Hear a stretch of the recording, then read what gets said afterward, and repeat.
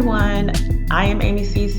I am here with another podcast, AMA Ask Me Anything episode. The question that I am addressing today that I received was, what are some other features our team can use to be more efficient with our meetings?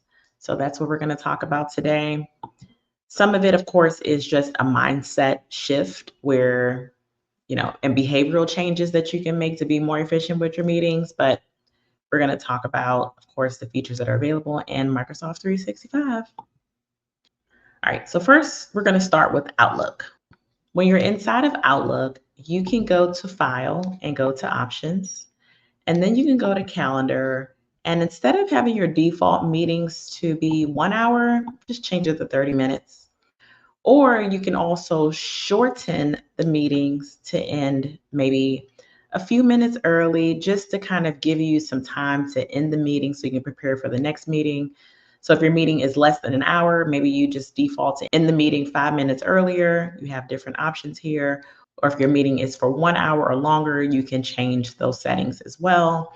And that way you're not bumping against meeting after meeting and you have a chance to mentally decompress between meetings.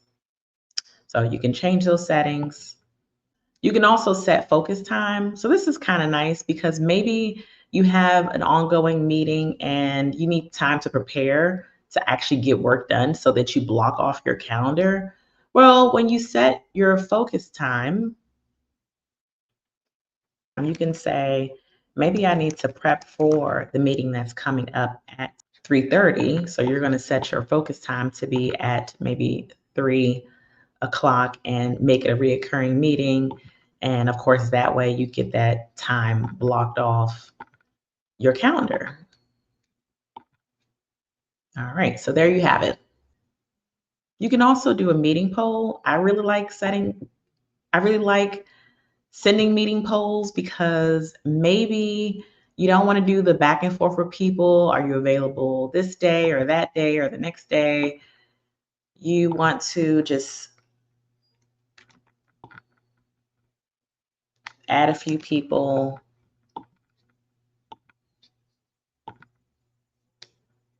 New scheduling poll. And so let's go to Monday, perhaps. Notice you have your default duration for 30 minutes, or you could change that if you needed to. You can also scroll down here and it's looking at availability. So I have a standing meeting between 3 o'clock, so it's not showing me those options for me. But if you were to change this to time, then you can see when people may have meetings where they have accepted, they're not available, or they tentatively accepted a meeting invite.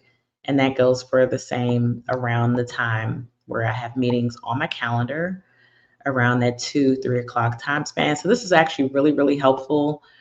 If the person is inside your organization, you can see their availability. If they're not in your organization, then you can just send them dates and times that you want them to select in the meeting poll. Well, let's not do it when they're unavailable, right? Let's select times when they are available. Hit next. It's going to send the meeting poll for the options that you've chosen. It's going to be a Teams meeting. And you have options to, of course, just schedule a meeting automatically when a consensus has been reached. Sometimes I like to uncheck this option to see what people have chosen and then, just make a better decision around the meeting time I want to select. You can also hold the selected times on your calendar because maybe you don't want to overbook yourself because you forgot what you selected in the meeting poll. And of course, you can receive updates when someone has voted. You can also make sure that the person verifies who they are, so they're authenticated versus having an anonymous vote and you're trying to figure out, well, who was the person that actually voted for the time slots that they selected. And if you don't want people to add new dates and times, then that's what lock poll for attendees means. So only the dates that I've selected, they can choose to vote on those options. Otherwise, you can just allow people to add new dates and times. So there you have it. You can hit create poll. You can do the meeting poll in an email or through the calendar. it doesn't matter. It's going to send them an email anyway, letting them vote. It might be helpful for people to know if you're in the office or working remotely. So you can actually set your work hours and locations. You can do so by going to File, Options, go into Calendar, and Work Hours and Location. So from here, you can decide if you want to work remotely or in the office. Maybe, on Mondays you work in the office until 12 p.m. And then on Mondays you are working from home from 1 to 4. So you do have some flexibility there. And of course, you can change it for each and every day of the week. And you can uncheck it. Maybe you don't want to have your location specified. You have that option as well. So you can save that preference. And when people go to schedule meetings, they can see the options you specified. When I hit new meeting, and let's just add someone and go to scheduling assistant. There we go. If I go to Tuesday, you see how the icon changes. When I'm hovering over it, it doesn't say office or remote. So a better way to see this, in my opinion, is if you go to Outlook on the web and we have to add someone to the meeting. And if you go to scheduling assistant, let's go to Monday. Maybe let's choose a time that's earlier in the day on Monday. And you can see and hover over it that Miriam is in the office around 12 o'clock versus working remotely the same day because their work hours and locations have been set. So that is pretty clear.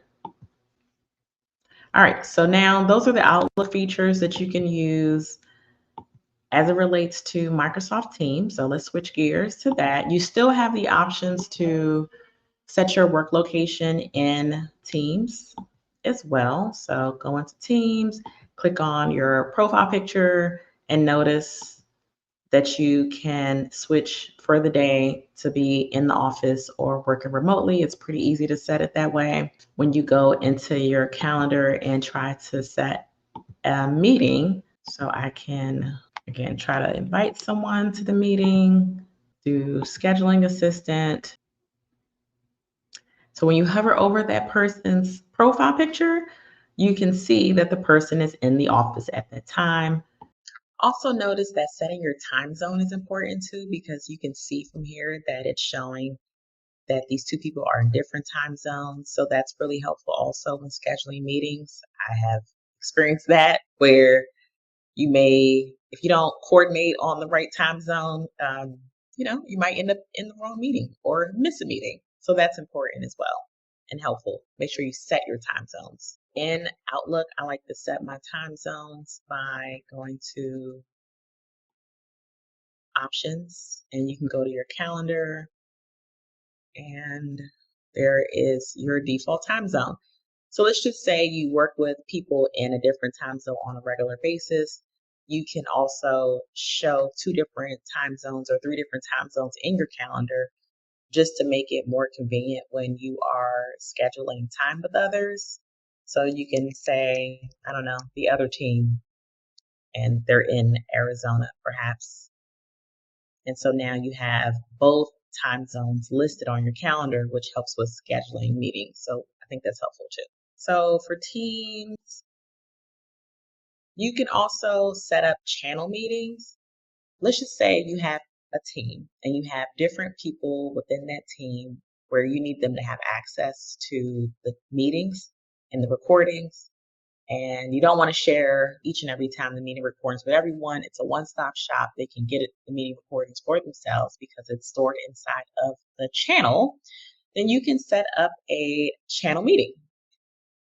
So if you say schedule a meeting, it's a similar concept of just scheduling a regular meeting, but this time it's connected to the Teams channel. And again, everyone in that team has access to the meetings.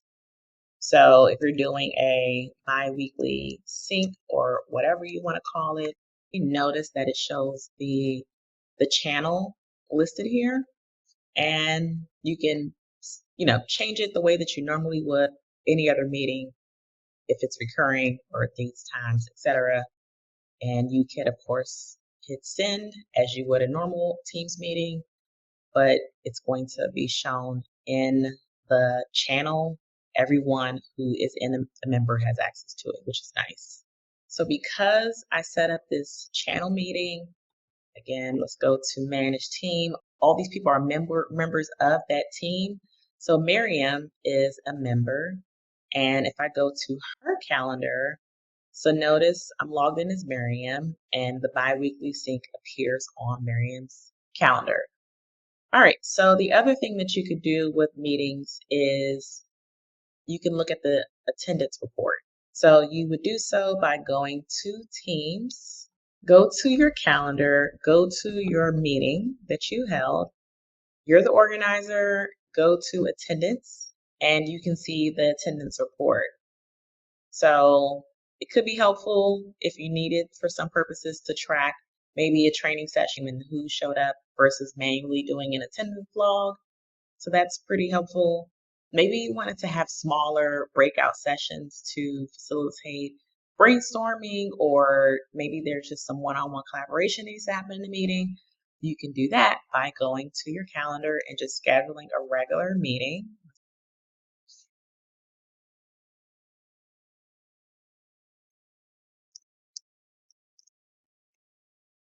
And invite people to the meeting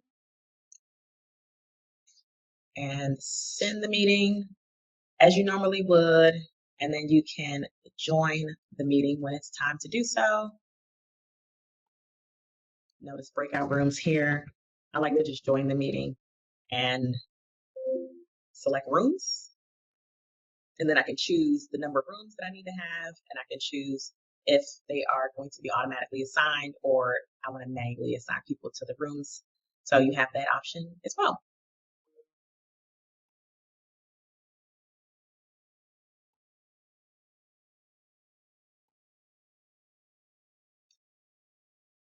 You can create your rooms before the meeting if you needed to. And if you need to rename the room, you can. You can assign the participants. Right? So maybe you want to assign this person to a room, this person to a room, and hit save. And there you have it. Okay, so I also like the feature where you can use Microsoft Loop in your Teams meeting invite just to make it a bit more efficient with scheduling those meetings. Giving people the agenda up front is nice. You can select agenda, and that's going to configure a Microsoft Loop component within this meeting. So you can create your agenda, plan for the next fiscal year, create a budget, and that way people can have an understanding of what's going to happen within this meeting so that it's clear and people stay on task in the meeting. Notes can be added, and you can add follow-up tasks, which adds a planner board behind the scenes. So you can have tasks, you can assign people to various tasks, and of course give them due dates for that task. And you have various buckets that you can add to categorize those tasks like you're doing planner. So that's really efficient as well. So some of the apps that are integrated with Teams, we kind of just talked about one, which is Loop. You can even go to your team itself and add additional apps because maybe it's not always a meeting. So instead of having a meeting, maybe you all are just chatting in the Teams channel. I noticed that a lot of people would do just one-on-one chats, or they would create a group chat, and this is fine. But for awareness of not having to manually add people to the group chat, you can also use the Teams post here. And that way, when people come and go within that team, they can see information that's consolidated here as well, which is nice. I think you can also attach files. You can also have loop components added here as well. So you have a lot of options with the posts in Teams channels. You can, of course, add tabs as you see here. So you can add a tab for keeping track of your tasks. And this could also help your meetings be more efficient too, because instead of joining the meeting and then you're trying to figure out what you need to say, your planner board here is going to help you to stay focused on the tasks that you need to maybe get status updates on. And that's going to also help you with just being more efficient with managing your time in meetings because it's very clear on what needs to be discussed. You can also have your notes. So again, maybe it's not a meeting to discuss what the meeting was about. Maybe it's here are the meeting notes and here's all the information and here's the documentation that is in OneNote that's added as a tab in Teams as well, just to kind of put everything in there and then maybe copy a link and have people review it in their own time when they're available to do so versus having yet another meeting. Whiteboard is nice because Whiteboard also helps with planning. What you can do is you can create your whiteboard, you can start adding your notes. You can also do this in a meeting too as well if you wanted to make it a more collaborative brainstorming session. There are a ton of templates in here if you needed to get started with just a design for your how you would use Whiteboard. So definitely take advantage of that. You could also search. So maybe you want to do like a retrospective. You have lots of retros in here, examples. So with Viva Insights, it does just that. So it gives you insights on the way that you are working. I can see that I have a new feature here, Copilot Dashboard. So it's giving me insights into how Copilot can transform my work to help me work more efficiently. This is a new feature that I literally just saw. So we saw how you can set focus time in Outlook. You can also set your focus time here. Maybe you have no meeting days, which is great because then people can actually get work done. There's a lot of different options in here as well.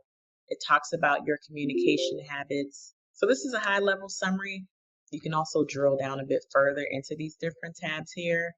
So when I scroll down, you can see various options related to well-being. You can take a break, meditate. You can do some reflection.